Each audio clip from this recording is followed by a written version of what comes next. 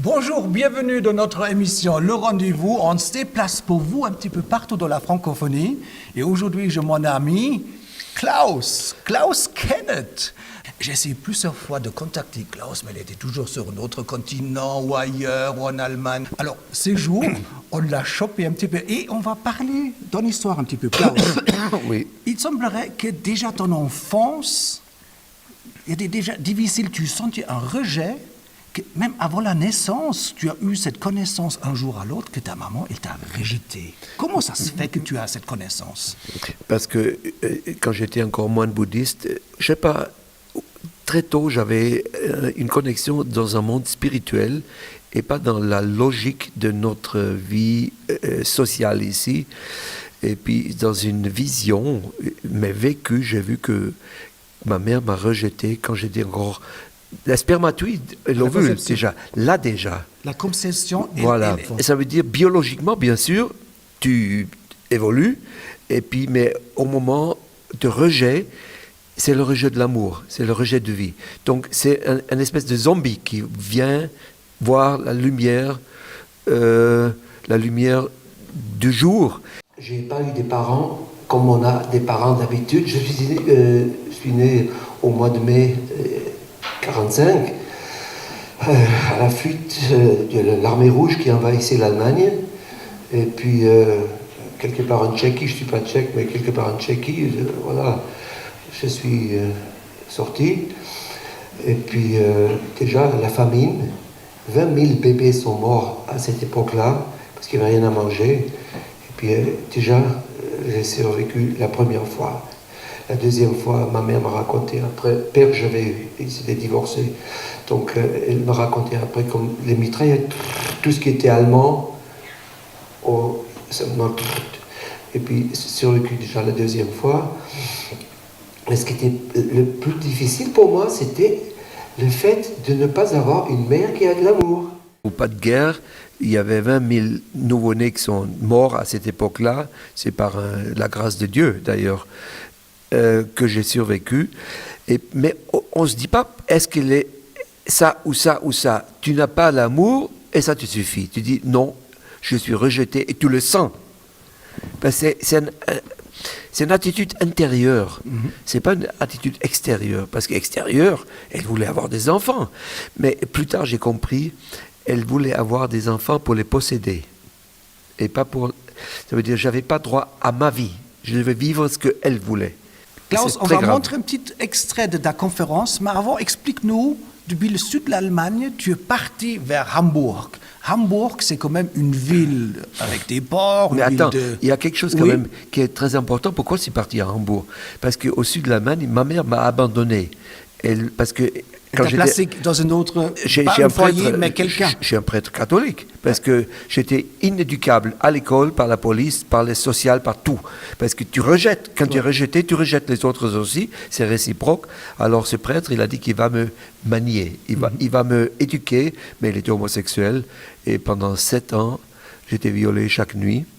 Et là, je voyais déjà, très clair, il s'appelle chrétien, il s'appelle catholique, il donne la communion aux enfants, aux adultes pendant les messes catholiques, et la nuit, je passe dans son lit. Alors, je commençais à réfléchir. Attention, ça dure de mon 15e année jusqu'aux 22 ans. Imaginez aujourd'hui un gamin de 15 ans, ils sont déjà des adultes. Avec les... J'ai survécu par la grâce de Dieu. Je voulais me tuer plusieurs fois. Par la haine. Par la vengeance. L'idée, un jour, parce qu'il avait des pouvoirs, il avait, comme ma mère aussi, des contacts avec l'au-delà des esprits. Comme ces esprits m'ont coupé ma libre arbitre là. Donc, tu n'es plus libre.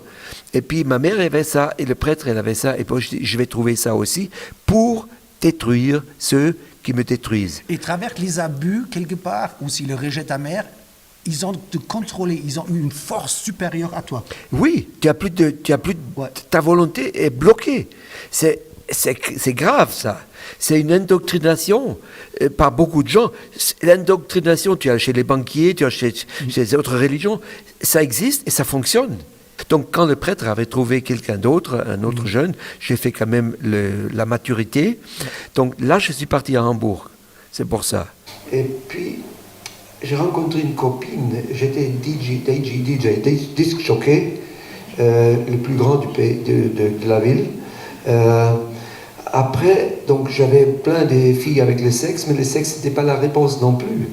C'était... Mais une copine, elle était différente. Je crois qu'elle avait de l'amour. Mais je ne comprenais pas l'amour. C'est quoi l'amour? Si tu ne l'as jamais reçu, c'était pas en moi. Je connais bon le sexe, je connais l'abus. J'étais abusé moi-même, mais le reste, ça ne me disait rien. Alors, elle me disait, Klaus, je vois que tu es peut-être le plus pourri personne que j'ai jamais rencontré. Mais je crois que tu es le plus pur cœur que j'ai jamais vu. Tu as quelque chose de très profond en toi. Un cœur. Tu parles de quoi? Un cœur. Je comprenais rien du tout ce qu'il me parlait. Alors, c'est ce que j'ai cherché, c'est un peu d'affection. D'abord, cette solitude, on va la remplir avec la drogue. Pendant 6 ans, j'ai dégusté, pris la drogue.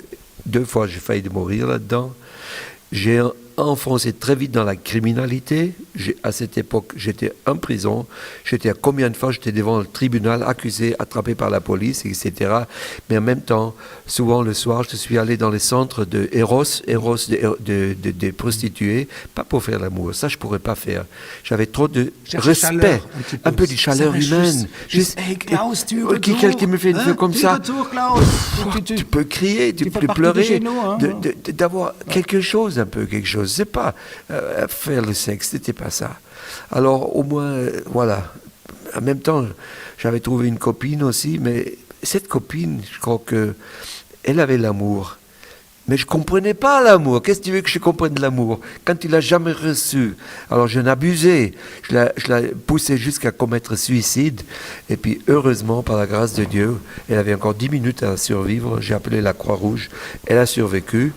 Et puis, d'abord, à Hambourg, j'ai déjà connu des musulmans qui étaient très sympas. Des Turcs, des Gastarbeiter. Alors, surtout à Berlin. Alors à Hambourg, j'étais à Hambourg. Alors je me suis dit peut-être dans une autre religion, et le juif ça m'intéressait pas, c'était trop proche du christianisme, mais c'était des gens sympas. Alors je vais voir au Maroc, après en Turquie, et plus après en Iran, plus en Afghanistan, j'ai connu l'islam. Donc ça c'était déjà quelque chose qui était fascinant aussi.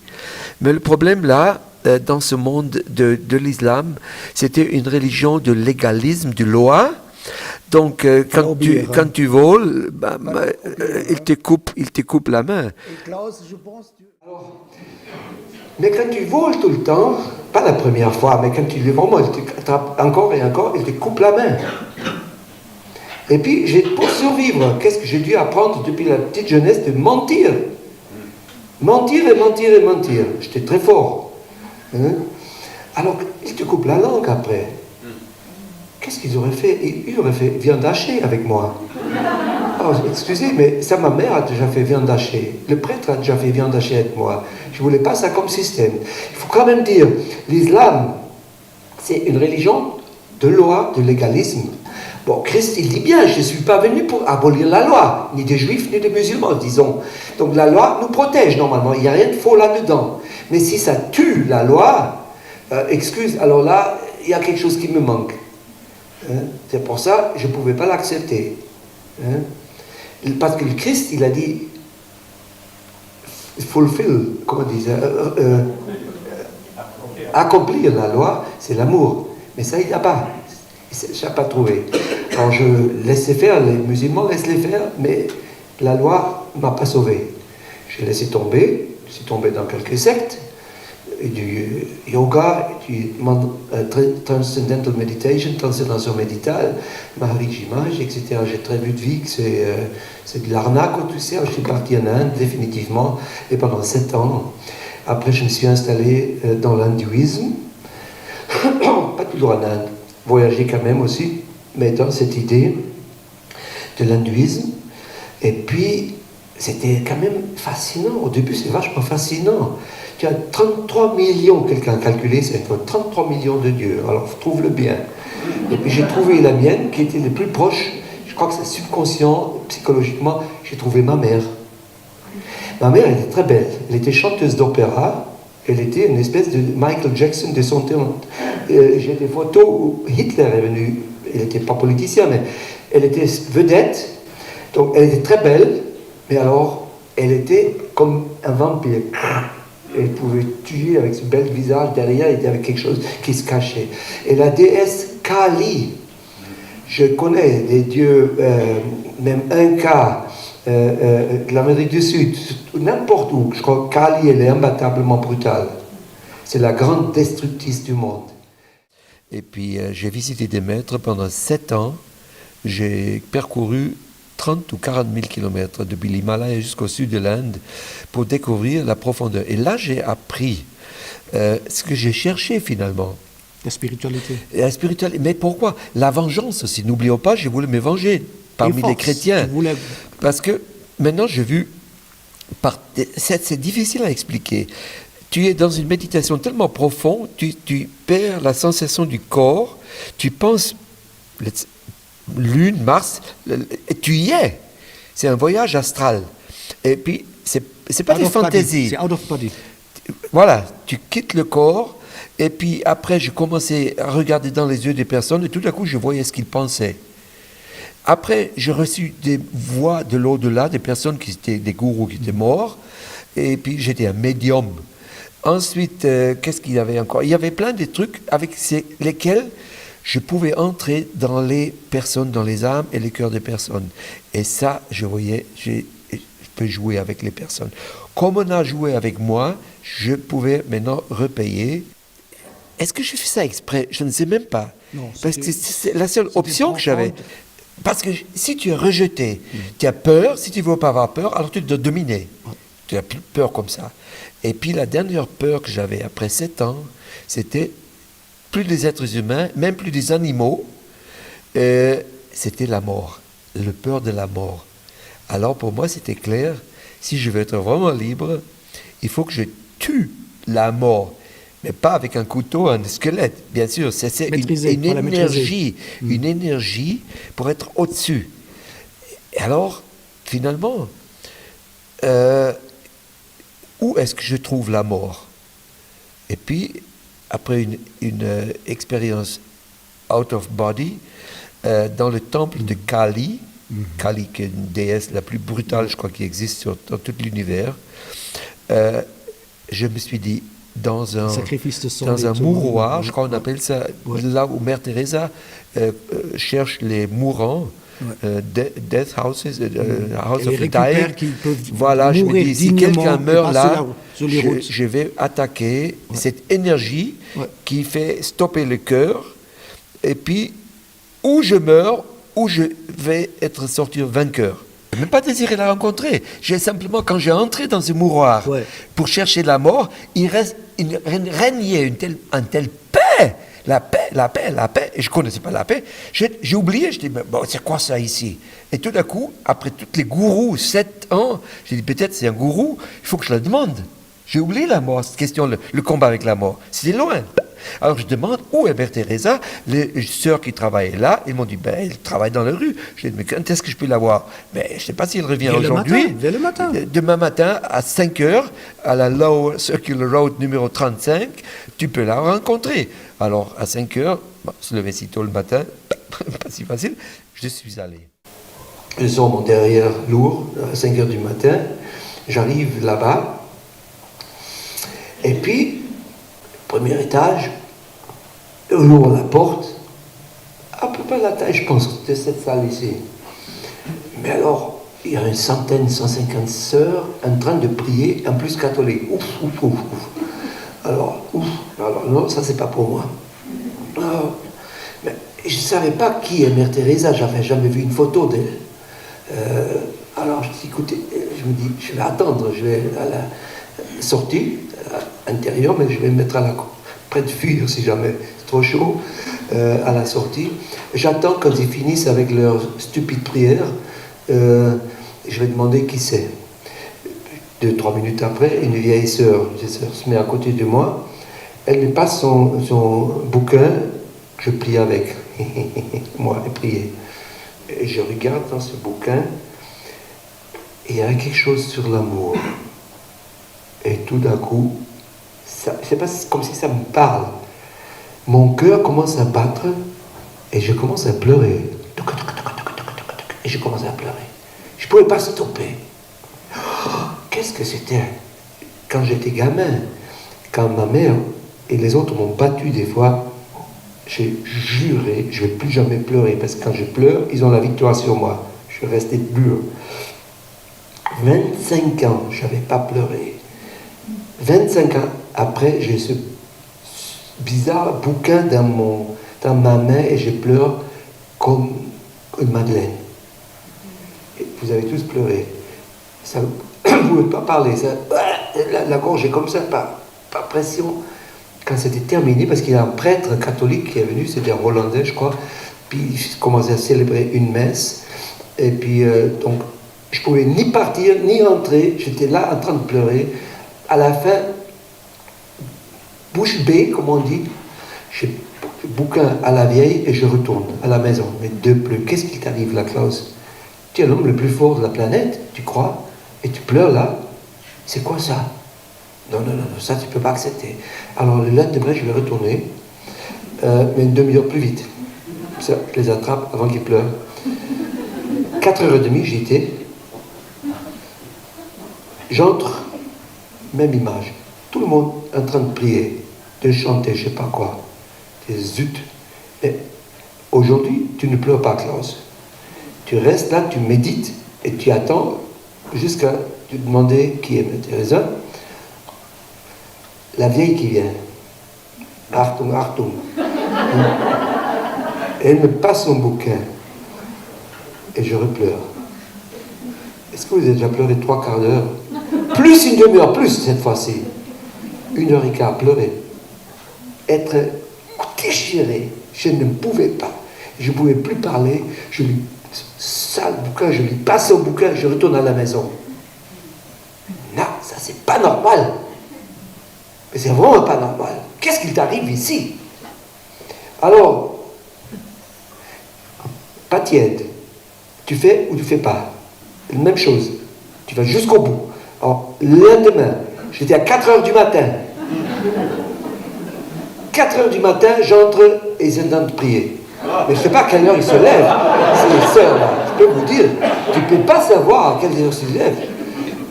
Te pleure. Mais aujourd'hui, je ne pleure pas. Je me mets à ma place. La vieille qui arrive, je ne vous dis pas le reste, elle me passe son bouquin et je pleure 2 heures. Elle a eu pitié de moi, je crois. Ça c'est trop drôle, vous savez, quand j'ai voulu rendre son livre, au lieu de prendre le livre, elle me prend les 2 poignets, elle me regarde dans les yeux. Et là, je savais que c'était Mère Teresa, ces 30 derniers jours. Et c'était elle. En ce moment, je le savais. Alors, bien sûr, on se présentait. Elle me dit, qu'est-ce que tu cherches ici à Calcutta, Klaus? Elle a vu que je ne suis pas un journaliste, parce qu'il y a beaucoup de journalistes etc. Vous connaissez. Elle a vu que je pleure pendant 3 jours. Et je cherche la vérité. Vous savez, gourou, j'étais gourou en Inde. Je cherche la vérité, on se sent vachement fort, hein. Elle voulait l'impressionner. Elle a commencé à rire à haute voix. Et bien, Klaus, pas besoin de venir à Calcutta pour chercher la vérité, ou à New York, à Tokyo. Elle m'embrasse. Elle m'a simplement pris dans les bras, sur le cœur, avec sa main. Là-dedans, tu trouves la vérité. C'est quoi la vérité? Elle me dit, Klaus, elle rit encore plus. J'oublie jamais ça. Elle riait doublement fort pour la bêtise que je disais. Encore, deuxième fois, la fausse question. C'est quoi la vérité? Non. C'est qui la vérité? Qui? Personne? Mais oui, Jésus-Christ. Non, celui-là, je ne voulais pas. J'étais violé par les prêtres. Alors, je commençais à essayer de la convaincre de devenir hindou pendant plusieurs jours, mais ça ne marchait pas. Et finalement, à un moment ou l'autre, pourquoi tu retournes en Amérique du Sud et tu atterris à Bogota? Parce qu'après 3 ans et demi de bouddhisme, j'ai découvert les limites. D'habitude, en arrivant dans le nirvana, le vide total intérieur, je cherchais le plein de l'amour et pas le vide. Alors, je me dis, c'est pas dans le bouddhisme non plus. C'est une belle philosophie, je suis d'accord. Bouddha, c'est peut-être un homme honnête. Ça, c'est bien. Hein? Je cherche pas le vide. Oui, je cherche le plein. Et c'est le vide, le but c'est le vide, le nirvana. Nirvana, c'est non-existence. Mais merde, j'existais même pas, parce que sans amour, c'est non-existence. Je l'avais déjà tout le temps. Alors, c'était obligé de chercher plus loin, mais puisqu'il n'y a plus des grandes religions du monde, après islam, hindouisme, bouddhisme, je vais continuer ce que j'ai commencé au Mexique. Et je suis parti en Amérique du Sud parce que je me suis dit, chez les Indiens là, dans les montagnes, les Andes, il y a beaucoup de sagesse. Ça, je m'imaginais. Alors, je suis parti au Pérou. Après, j'ai fait des expériences magnifiques à Machu Picchu, à Cusco, à Équateur, très fort. Et tout d'un coup, j'étais plus... Oh non, tout ça, c'est faux. Comme s'il y avait une démoniaque là-dedans. Je ne pouvais pas décliner. Et puis, je fonçais vers la Colombie. Et puis, déjà, à Bogota, en arrivant, j'avais une croix comme ça, un or. On me l'a arraché. Une petite chaînette avec la croix. La croix, on me l'a arraché. Et ça fait mal. C'est ma copine qui m'avait donné, parce que moi, la croix, c'était pas pour moi important. Mais tu sentais une sorte de protection. Et quelqu'un qui te volait la chaînette avec une croix chrétienne. Je l'ai pris parce que c'est de l'or, et pas à cause de la croix. Oui, mais pour toi, c'était... Ah, d'accord. C'était de l'or. Ouais. J'avais pas la croix, qu'est-ce que ça signifie pour moi? Mais finalement, à un moment ou l'autre, tu prends le bus, tu pars et il y a un hold-up et la nuit, on arrête le bus et raconte l'histoire. Parce que ça, quand même, il y a un changement, il y a quelque chose. C'est très important. C'est la première fois que tu t'adresses à Dieu. J'ai l'impression qu'il y avait une grève au ciel avec les anges. Parce que ça, quelque part, ils ont organisé quelque chose. Les anges qui devaient me protéger, ils ont brûlé leurs ailes tout le temps avec moi. Dieu fait quelque chose avec Klaus. Donc, j'étais pris otage. Dans la montagne, dans un camp des révolutionnaires, le FARC, je suppose. Ils n'ont pas laissé des cartes de visite. Et puis parce que j'étais le seul gringo, le seul blanc. J'étais pris, j'ai essayé de fuir. Alors, on m'a frappé. J'ai saigné. J'avais le sang et je ne pouvais plus voir. Et là, je savais, maintenant, je vais mourir. Puis, j'étais pris, on m'a déshabillé. J'étais couvert de sang. On m'a jeté dans une fosse, et puis là, c'est la dernière chose que j'ai vue avant de mourir, entre guillemets, je dis Kalachnikov, condamné à mort. Il me restait 1 seconde, le doigt était sur la gâchette. Alors, dans cette seconde qui restait, je me suis dit encore, Dieu, si tu existes, maintenant c'est à toi de jouer. Moi, je ne peux plus me sauver. J'ai toujours pu me sauver 24 fois. J'ai survécu la mort. Cette fois-ci, c'est trop tard. Si tu existes, sauve-moi. Et le miracle est arrivé. Et tu as dit ça dans tes pensées? J'ai pensé ça, je n'ai pas dit ça haute voix. Non, mais on a compris. C'était clair. Mais tu t'es adressé volontairement, consciencement à Dieu. En grec, on pourrait dire Kyrie eleison, Seigneur, aie pitié de moi. Quelque chose comme ça. À mes paroles, c'est la fin, ou toi, ou c'est fini. Non, j'étais encore même plus profond. Si c'est toi, je veux une preuve visible. Je ne veux pas croire au hasard. Où ils voulaient tirer, il y avait un autre groupe. Est-ce que c'était les soldats gouvernementaux? Encore une fois, je ne savais pas. C'était la nuit. Ils ont tiré. J'ai vu les gens qui sont tombés, effectivement. Et de cette manière, à la fin, effectivement, j'ai pu fuir. J'ai pu partir. Donc ça, c'est trop long. Il faut vraiment lire ça dans le livre. Il faut lire le livre. En ce moment-là, je me suis dit... On va proposer après. Alors, en ce moment-là, pour moi, ce qui était intéressant... Oui, Dieu, tu existes. Deuxième question, qui es-tu? Où es-tu? Mais la deuxième question, Dieu, oui. Mais où es-tu? Qui es-tu? Ça, je ne savais pas. J'étais encore une fois volé en Bolivie. J'en avais assez. Je suis revenu en Europe et c'était déjà la Suisse. Parce que j'avais quelques amis ici, à Fribourg. Et puis, ça c'était des gens comme Alfonso, comme Gabi, qui étaient des gens convaincus de la foi. C'est pas les autres, soit c'est des babyface, alléluia, alléluia, mais ne vivaient pas, tu sens, tu vois, pas te faire foutre. C'était je ne le ferai plus aujourd'hui. Bon, il mériterait des fois, mais je ne le fais pas. Il faut avoir le respect quand même. Mais au moins, quand ils m'ont parlé, et c'était ma copine là, mon ex-copine, elle était à Lausanne. Qu'est-ce qu'elle faisait à Lausanne? Va me demander autre chose. De toute façon, Jésus t'a sauvé. Je dis, arrête, je n'ai pas vu Jésus.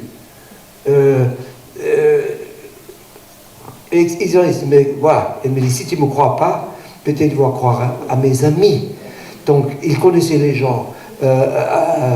À Lausanne jusqu'à Sion, jusqu'à Genève, toutes ces petites églises et machins, j'ai commencé à voyager ici. Lausanne, c'est ma ville de naissance. C'est ma ville, mieux presque que Fribourg. J'habite à Fribourg. Il y a le ciel ouvert.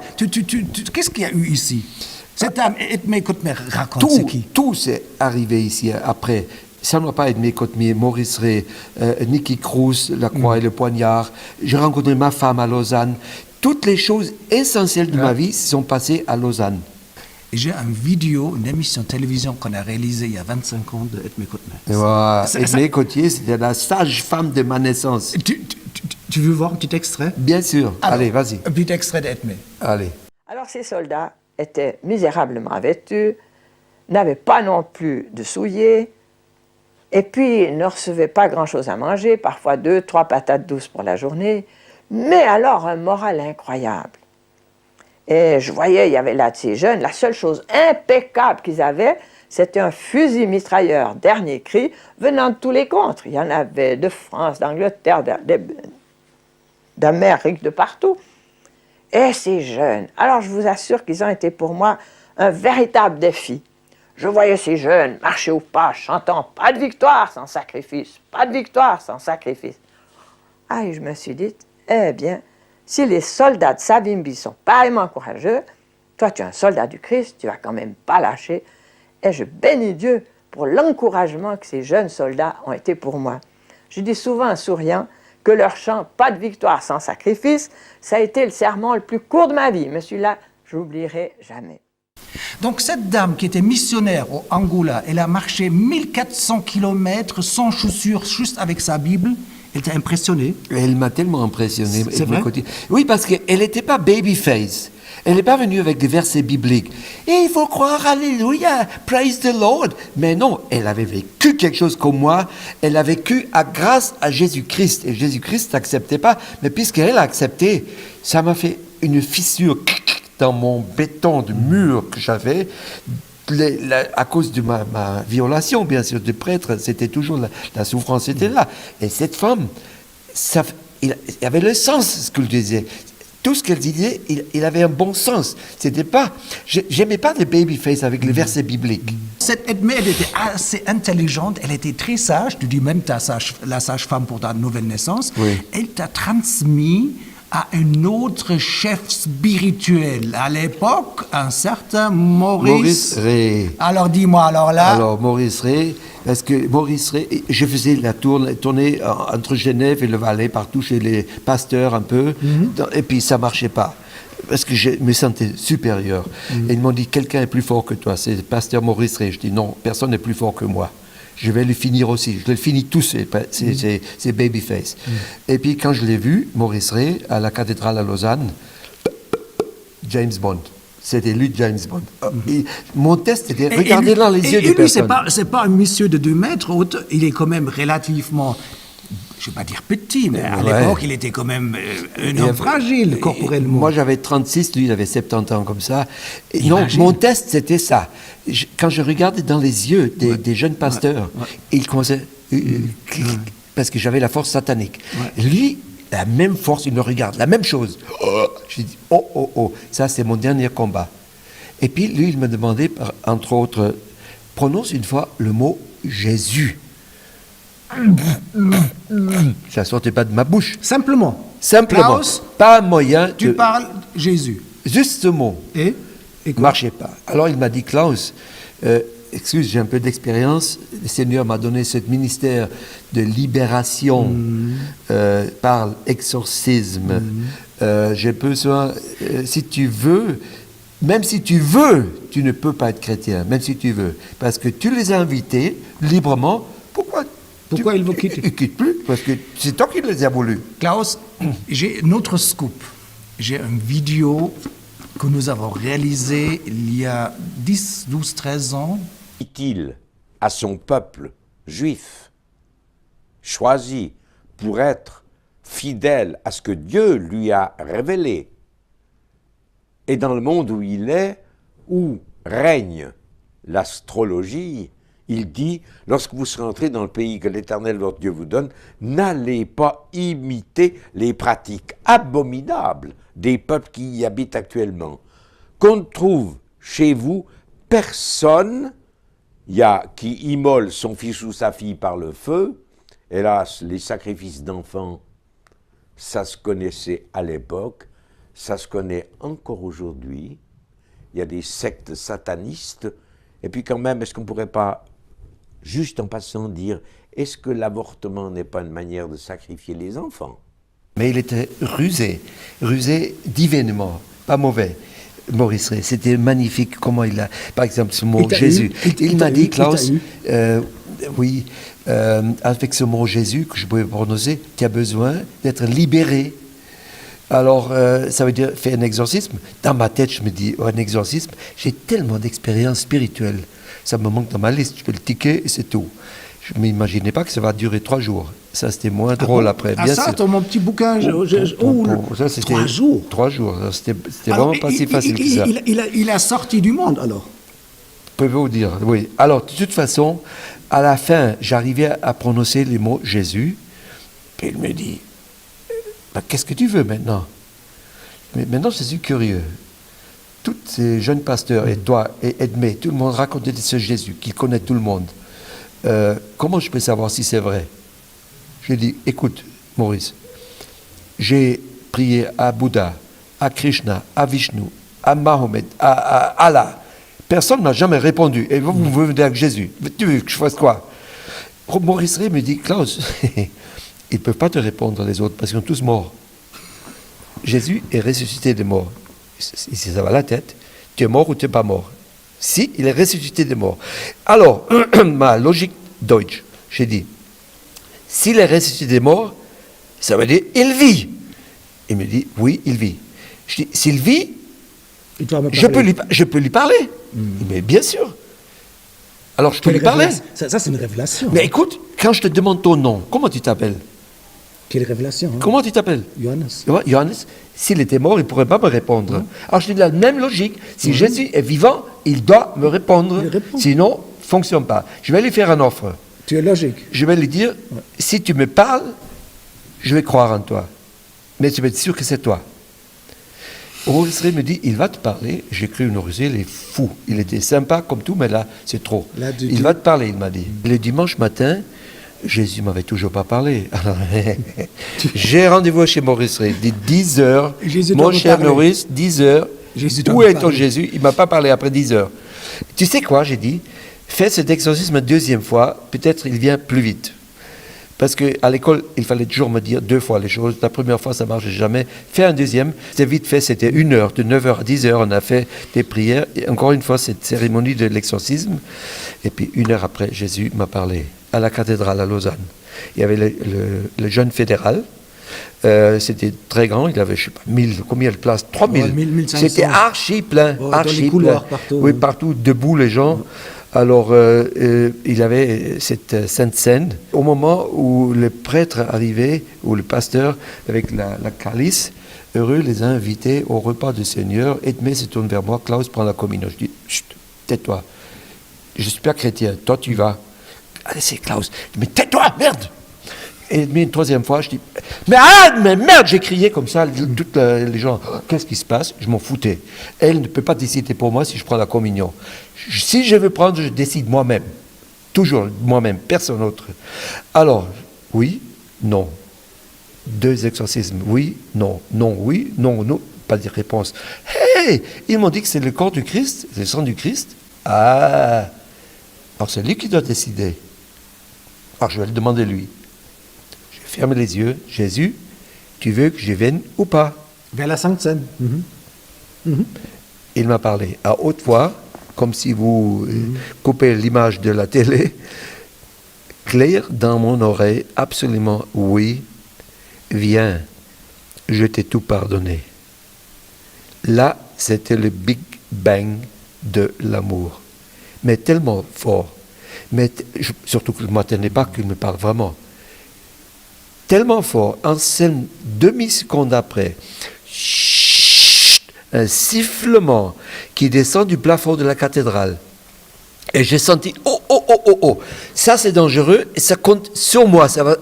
Et puis, je saute de ma chaise, et dans cet saut, comme un épée à 2 tranchants, qui me coupe en 2.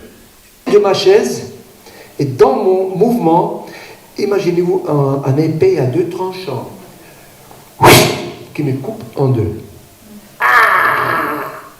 J'ai croyé de mourir étouffé.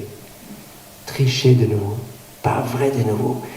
Pas vrai de nouveau. J'ai été triché de nouveau.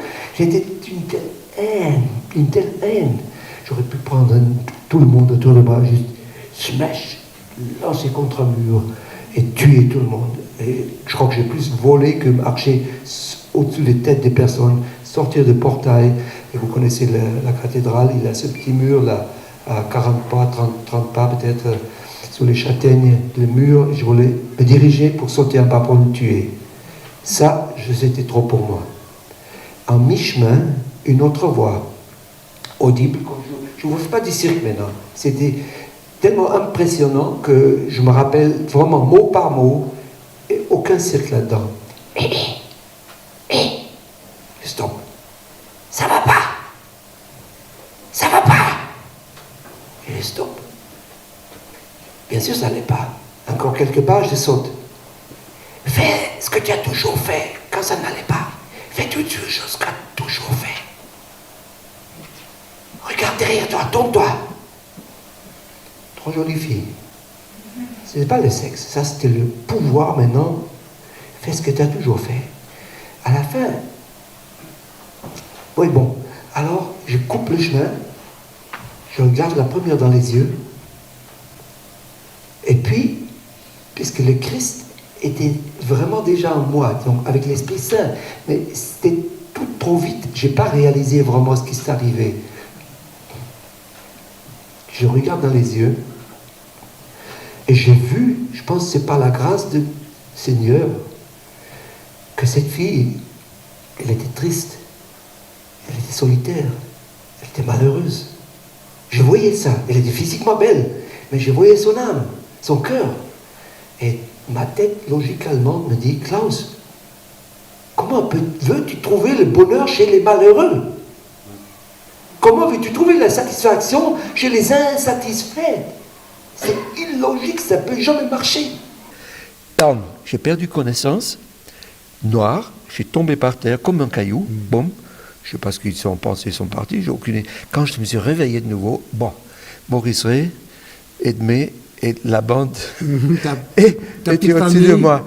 Et Maurice Ray, il me montre là, et parce qu'ils ont vu que quelque chose m'est arrivé, bien sûr.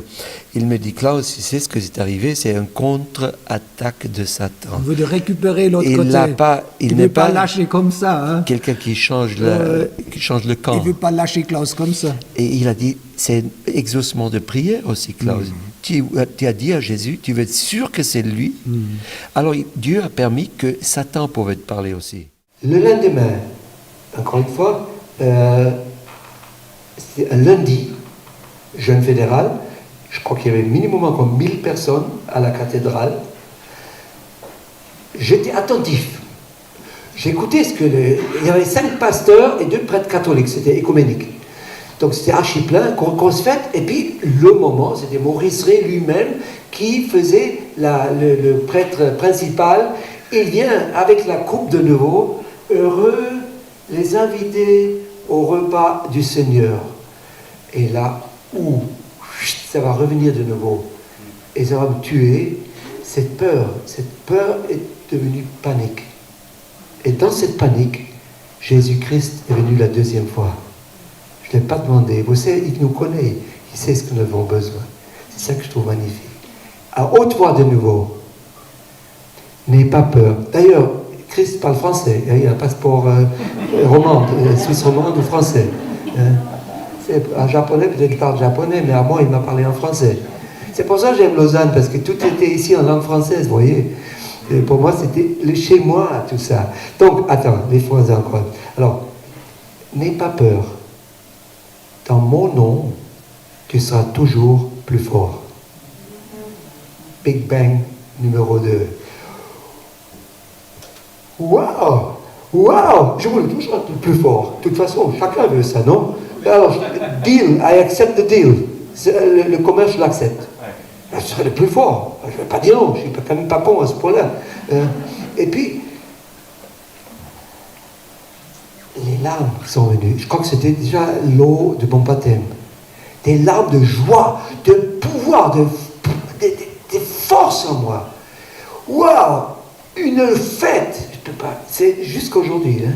Ça fait 37 ans, ça n'a jamais parti. Jamais c'est parti. Jamais. Pas une fraction de seconde, c'est parti. C'est pour ça que j'ai dit, cette idée, n'aie pas peur. Dans mon nom, c'est pas le nom de Bouddha, de yoga, de n'importe quelle philosophie, mais dans mon nom. Si nous prenons ça au sérieux, mes chers amis, je vous garantis avec mon sang, vous avez le même phénomène que moi. 37 ans, Klaus Kenneth vit sans peur de la mort. Plus rien qui me fait peur. J'ai jamais eu peur depuis ce moment. C'est vrai, au nom de Jésus. Par moi-même, j'aurais peur, bien sûr. Et puis, je pouvais, après, pardonner ce prêtre. Imagine-toi, je suis allé en Allemagne. Non. Je lui ai serré la main après une messe catholique. Je lui ai serré la main. Non, c'est pas vrai, Klaus. Je vous pardonne tout. Non. En Amérique, ils te racontent des fois, ils ont 200 à 300 dollars, 1000 dollars de récompense par l'Église catholique. Je m'en fous du fric. Je m'en fous du fric. J'ai pardonné. Tu es retourné et tu as vu ton abuseur. Oui, je lui ai serré la main. Tu ne peux pas le faire humainement, mais avec Jésus-Christ, tu peux tout faire. Il le dit très clair dans la Bible, sans moi, vous ne pouvez rien faire. Et être sincère, ne faites pas du show business avec le christianisme, ça existe dans toutes les religions d'ailleurs. Non, ça ne marche pas comme ça. Alors, Klaus, il a commencé une nouvelle vie, une nouvelle naissance. Il fait la musique. Tu as des CD. Et surtout, je vous propose vraiment de commander son livre qui est maintenant à l'adresse qui est incrustée. Vous commandez, s'il vous plaît, le livre. Klaus, c'était un plaisir de parler avec toi. Je dois le dire honnêtement. Est-ce que je peux finir avec une prière? Alors, regarde, en face de toi, il y a une caméra. Ouais, regarde ouais. cette caméra-là. Ouais, ouais. Vas-y, Klaus. Seigneur Jésus-Christ, oui, j'étais curieux, je voulais te connaître. À tous ces gens-là qui voient cette émission peut-être maintenant, qui disent, mais pourquoi pas moi? Qu'est-ce qui m'est arrivé? Seigneur, je sais que tu veux te révéler. Tu n'attends que ce moment-là.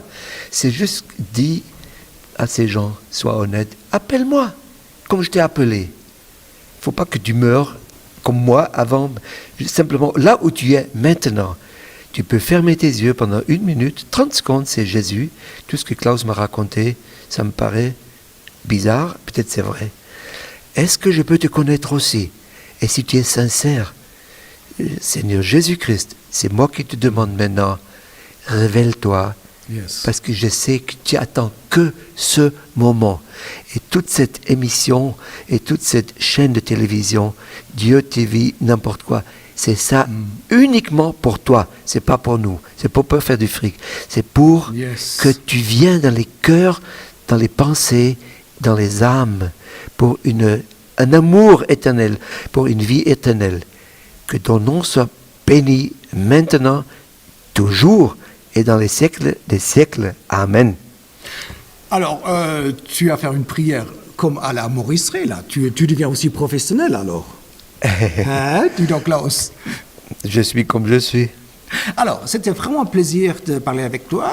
Oublie pas ton DVD avec Maurice Ray. Et si vous désirez avoir le DVD avec les 4 émissions de Maurice Ray, ton cadeau. Muchas gracias, Au Señor. revoir, à la prochaine. Et À la shalom prochaine. depuis Lausanne. Au revoir, à la Et prochaine. le reste, sinon, c'est Facebook si jamais vous voulez encore avoir des On va questions. incruster son adresse. Voilà. Shalom, Allez. au revoir depuis Lausanne. Bye bye.